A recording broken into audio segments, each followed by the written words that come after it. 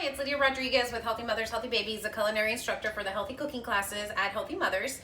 Today I'm bringing you an awesome recipe. Well, I think it's awesome. I'm going to be making cod fillets that are going to be Parmesan crusted, and we're going to serve those over a bed of cauliflower rice. It's going to have lots of really yummy vegetables, and we're going to make it a little bit creamy so that it gives you that unctuous feeling that you're eating something that's not great for you, but it actually really is. So we're going to get started with cod fillets, and I have them over here.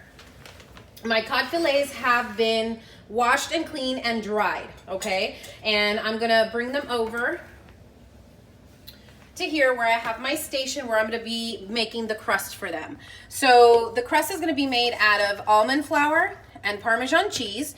There is already salt and pepper, basil and thyme as the seasonings that I'm going to be using, and then I'm going to mix all of this together along with the Parmesan cheese, and we're going to start crusting the fish. So just give me one second. I'm going to go ahead and crusting my fish, and the way that I'm going to do it, I'm going to add a little bit of oil. Instead of doing like an egg wash, I'm going to add a little bit of oil to my fillets.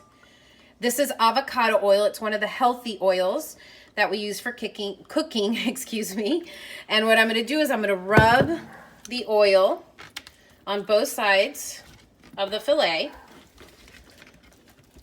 Get it as even as you can. Okay, and there's enough oil in your hand and on the pan here that everything gets covered really well. And then once you have that, here is the crust mixture that I made. There's Parmesan cheese in there, like I said, I would say about a cup of Parmesan cheese, a tablespoon of thyme, a tablespoon of basil, a tablespoon of salt, and probably another teaspoon and a half of black pepper, okay? So we're gonna take our fillet, and we're just going to submerge it, and you want to press this crust into the fish. You want it to get to stick as best as possible, okay? And then you give a little shake. Now in my pan, which I have heating now, I have a coconut oil ghee blend. So ghee is clarified butter. It's just butter that's been cooked down, and all of the milk solids have been taken out. So that takes out the lactose, which is where the sugar lives in your butter. So that makes it carb free and also makes it healthier for you. And then of course, coconut oil is one of the healthier oils that we can cook with. So that's a blend.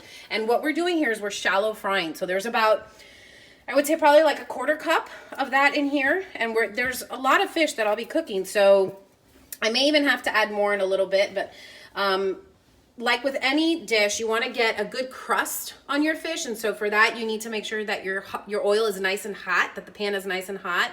And one way that you can do that is by testing it, and you can take a little bit of your crust filling and put it on, and if it sizzles, see how it's sizzling there?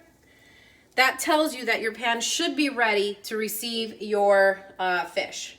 But I'm just gonna let it go a little bit longer, and I think probably now. So there's my crust. See that sizzle? Hear it? And once you put it down, don't touch it. Let it make that yummy, cheesy crust. Okay, and the reason this is low carb is because in cheese and in almond flour, there's practically, I wouldn't say there's no carbohydrates, it's just low carbohydrates. And you know, the carbohydrates, we want to keep them as low as possible in this meal, like we do most of our meals, because we want to keep our blood sugars level. Okay, just around. You don't want to make it too hot either. So if you see it smoking a bit too much, just lower your heat. Okay. And you also don't want to overcrowd your pan, but I'm using a quite large pan so I can get a few pieces in here, which is what I'm going to do. It doesn't really take that long. Okay, so I'm going to cook all my fish, and then when it's done, I'll show you what it looks like. So now I'm done cooking all of my fish, and you can see it here. I got a clean sheet pan, and as I cooked it, I transferred onto the sheet pan, and some of them got a really pretty lovely crust. Some of them were a little fail. It didn't stick as well. A good tip, because I did this kind of quick, but a good tip is to go ahead and bread all of your fish and actually put them in the refrigerator and let them sit for about half an hour, because it helps for the crust to adhere to your fish. Mine fell off a little bit because, like I said, I cooked it right away. But this is what basically it should look like when you're done. And what I'm going to do is I want my fish to stay warm, but I don't want it to cook too high, but I'm going to stick it in an oven. just to keep it warm. I warmed it up to 300 degrees, and now I'm gonna pretty much bring it down to just 170. Okay, because I don't want it to overcook my fish, but it's only gonna be in here like maybe 5-10 minutes. It's the time that it's gonna take me to make the cauliflower rice risotto, kind of like however you wanna call it. But anyway, we're gonna get started. So I just go ahead and with a paper towel wipe down my pan, the one that I cooked my fish in, so it's still nice and hot for me. I'm gonna be adding a little bit of avocado oil because it's one of my favorite oils to cook. That was about 2 tablespoons worth. The first thing I'm gonna start by cooking is my onion and garlic. I went ahead and I chopped 1 small white onion and 3 garlic cloves. And I just chopped it all together. Okay? So that's gonna start sauteing. And the next step will be to add some really yummy bella mushrooms and the cauliflower rice itself, and then lastly we're going to add some tomatoes and some spinach. So all of these vegetables that I'm using are pretty low carb, including even the onion, even though they're sweet and they have natural sugars in them. They also have lots of really good vitamins and minerals, okay? And so that's why we use them. So as soon as they get translucent, which is what my onion is doing now with my garlic, I'm going to add my mushrooms because these take a little while to cook and saute. The cauliflower rice honestly does not take long at all once you get it into the hot pan. So that's why I'm cooking down the vegetables that need a little more time first. You can actually hike up the heat a little bit, and mushrooms are pretty much the lowest low carb vegetable you can eat. Their weight and fiber is the same as their carbs, so they zero out at the end basically. So if they have 10 carbs per serving, but they have 10 grams of fiber in them, so at the end net carbs is 0. But they eat up a lot of oil, so that's why I'm going to add a little bit more to my pan. And as soon as the mushrooms get a little bit cooked down, then we'll add the rice. Onions and our mushrooms and garlic have started to cook down. They're browning, which is what we want to see. So at this point, before I add any more vegetables, I'm going to add a little bit of thyme, which is the same that I put in our fish. Add a little bit of thyme and a little bit of basil. These are really herbs that are going to complement our rice. And oh, they smell so good as soon as they hit the heat. So the reason we're adding the herbs now is because that's what exactly we want to do. We want to wake them up from being sleepy in the jar. And the best way to do that is with heat. Okay, so now that they've cooked for a couple seconds, we're going to add our cauliflower rice. Now, today I'm using a frozen one, but if you get rice cauliflower in the store fresh, by all means use the fresh. Or if you want to buy a cauliflower head and rice it yourself at home, you could do it in a food processor, or you can also do it with a grater, a hand grater. You just grate, and make the cauliflower rice that way as well. So either way works. Okay, so I'm adding my cauliflower rice, and this is still frozen, and that's okay because it's just going to cook really quick. My heat is up a little bit higher because it is frozen. All right, and we're going to start cooking down our cauliflower. It's not going to take that long though, hopefully.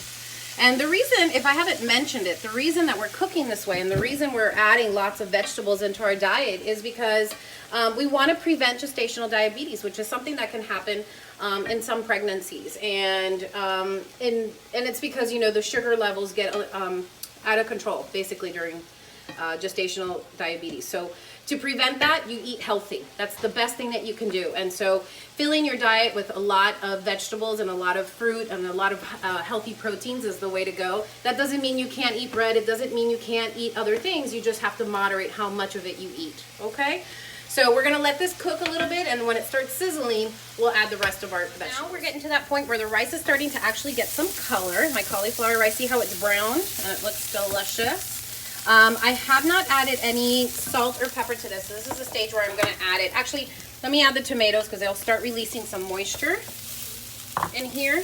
And tomatoes have lycopene, and lycopene is really, really good for mommies when they're pregnant. It helps support in the production of those red blood cells, as folic acid does as well. So tomatoes are an excellent source of also vitamins and minerals, of course.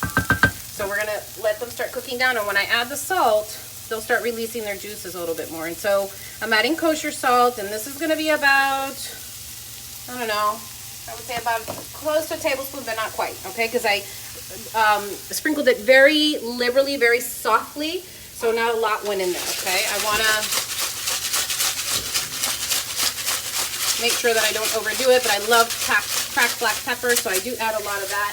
I also like things to be a little bit spicy, but I think I may be out. I'm looking for red pepper flakes. Okay, so I was out of luck. I didn't have red pepper flakes. But this would have been the time that you would have added them had you had them, okay? So I'm also going to add to here, sorry, that I crossed in front of you, Ellie, is spinach. And this is the kind that already comes pre-washed and it's ready to eat. It's baby spinach, so you don't have to cut the stems off or anything. And spinach is loaded with folic acid. And folic acid, again, is one of those vitamins that helps produce those healthy red blood cells. It helps oxygenate your baby's organs as they're starting to develop in the womb. So this is why it's so important to get as much folic acid in your diet. So leafy greens is the best way of doing that. I'm going to lower the heat a little bit. Is the best way of doing that, okay? So we're going to let all of this cook together. The spinach is going to cook down a lot. I added maybe, what, like 2 cups of spinach in here, if at that most. And I added about half a cup of the cherry tomatoes that were just sliced in half. At that point where the rice is done, the mushrooms have cooked down, the spinach, the tomatoes, everything in here has cooked down. The cauliflower rice has gotten a beautiful golden brown color to it. I've added salt, I've added pepper, I've added thyme, and I've added basil. And now the last thing I'm going to add is a little bit of heavy whipping cream. Now, why am I adding this? Well, I wanted to get like kind of like that mouthfeel like risotto, which is super creamy and unctuous. So that's why we're adding a little bit of heavy cream. And heavy cream, unlike milk, does not have the lactose in it and does not have the sugar in it. So it is 0 carbohydrates, if you can see. So we're not adding any carbs by adding a little bit of cream to our cauliflower risotto. And this is, if you want it even creamier, you could add some Parmesan cheese at this point, and it'll kind of like melt and make this even creamier sauce. But I want to keep it a little bit on the lighter side. And there's already Parmesan in the crust with our fish, so that's why I'm not going to add it now. And at this point, it's done. Just try it and taste it and see if you added enough salt, enough pepper. I had already added a little more salt because I tried it before I added the cream, so mine should be right where it needs to be. And the way that we're going to serve this is we're going to pull out our fish. And this is a great meal to make a loved one, to make them feel extra special, because it's one of those meals that looks like you took the time to cook and make something special for them, right? So here we go. We're going to add a bed of our cauliflower, mushroom, spinach risotto. And that's about, what, like half a cup? Maybe it's a little more. Like 3/4 of a cup, around there. And we're going to grab our fish, and I'm going to pick a pretty one. Let's do, here, let me put the plate down. Oh, they're all pretty, right? And you're just going to lay it on top, just like that. And at this point, if you wanted to add a little bit of lemon, which I don't have any, unfortunately, but if you wanted to add a little bit of lemon, you could add a little lemon wedge to the side, let the person do it themselves. But here you go, another low-carb meal, super healthy, super delicious, and I hope you enjoy it.